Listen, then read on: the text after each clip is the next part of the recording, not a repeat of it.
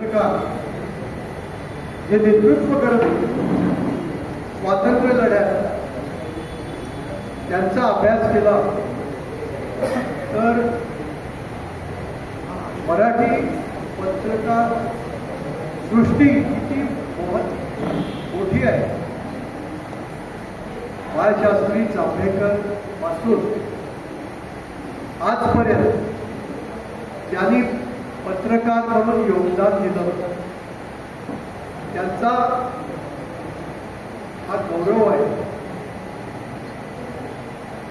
माझे वडील अन्यायाविरुद्ध झुंज आणि लोकशिक्षण तरुण भारतचं ब्रीद वाक्य होतं. पहिल्या अंकातलं 1919 तरुण भारत मासिक स्वरूपात प्रसिद्ध होते. माझ्या वडिलांनी विलिंग्डन कॉलेज सोडलं, स्वातंत्र्य लढ्यात उडी घेतली. लोकमान्य टिळकांचे अनुयायी गंगाधरराव देशपांडे यांना कर्नाटक सिंह म्हणून संबोधलं जातं. त्यांचे अनुयायी माझे वडील पुंडलिकजी कातगडे,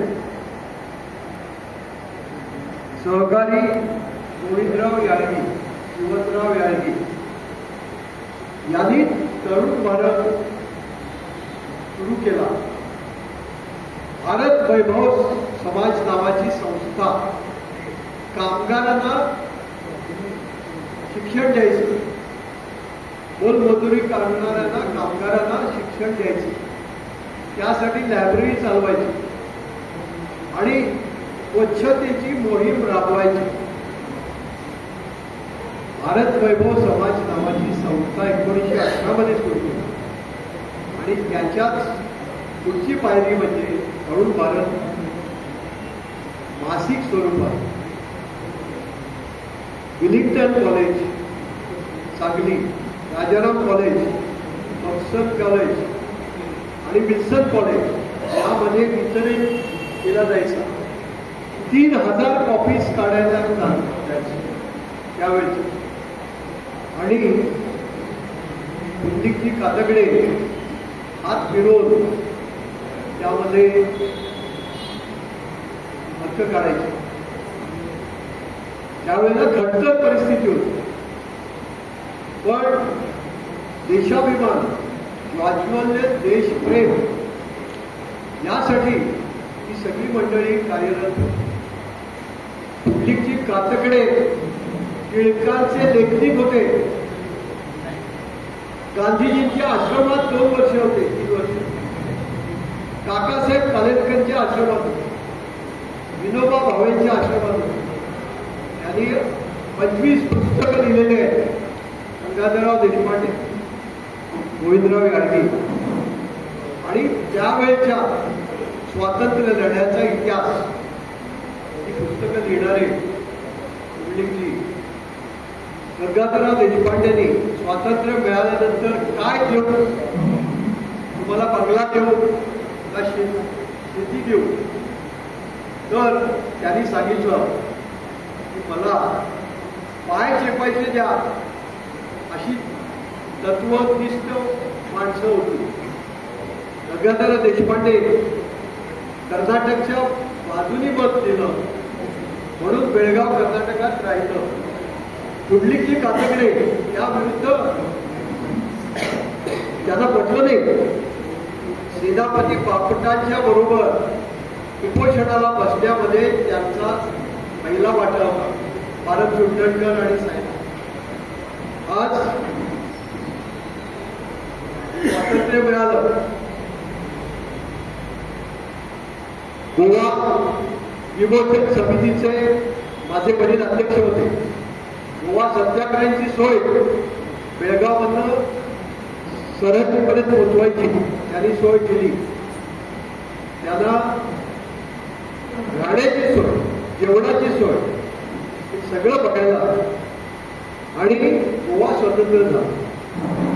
संयुक्त महाराष्ट्र बेळगावला त्याचा ठराव पहिल्यांदा झाला साहित्य संमेलनात. तर पुढे माडखोलकर अध्यक्ष होते. आचार्य अत्रेंनी ठराव मांडला. दत्रे माटुंगकर कुणीतरी फिरायला गेले होते. आचार्य अत्रेंना ठराव मांडताना कल्पना नव्हती की आपल्याला किती धुंद द्यावं लागेल. त्याप्रमाणे 56 सालापासून धुंद देऊन संयुक्त महाराष्ट्र मिळवला. त्यावेळेस गफलत झाली की बेळगाव कारवार बघायला पाहिजे होती. मुंबई हे बेट होत. बेट म्हणजे आजूबाजूनी सगळा मराठी प्रदेश होता. मुंबई कुठे जाणार होती? मुंबईसाठी का गडबड केली हेच समजत नाही. बेळगाव कारवार बघायला पाहिजे होतं. यशवंतराव चव्हाणांनी का कच खाल्ली त्याच आम्ही बघतो. माझ्या वडिलांना मी विचारलं कितपत भांडायचं. तुम्ही स्वातंत्र्य मिळवलं, गोवा स्वतंत्र झालेला पाहिला, संयुक्त महाराष्ट्र झालेला पाहिला. त्यावेळेला ते म्हणायचे महाराष्ट्राचं नाणं मोठं आहे. परिस्थिती देशातली परिस्थिती निर्माण होईल त्याच वेळेला हा प्रश्न सुटला जाईल. देशातली परिस्थिती आज तागायत निर्माण झाली नाही. मराठी माणसं एकमेकांना भांडतात. शरद पवार आणि बाळासाहेब ठाकरे भांडले नसते तर महाराष्ट्राचा आवाज बुलंद असता. महाराष्ट्राचा आवाज दिल्लीतला बुलंद नाही. त्याचे आम्ही कारागृहात पडलेलो. पत्रकार निर्भीड पत्रकारिता काय असते ती आम्ही आज तागायत त्याचं लढाऊ नेतृत्व करायची जबाबदारी माझ्यावर आली. आणि मी सांगतो की पत्रकारांना चांगले दिवस आल्यास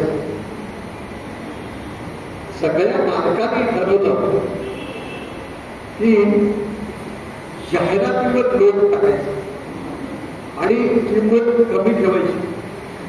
त्यामुळे खप वाढवलं पाहिजे. पत्रकारांनी 18 तास काम करायचं आणि बँकातल्या लोकांनी त्याच्यापेक्षा दुप्पट पगार घ्यायचा.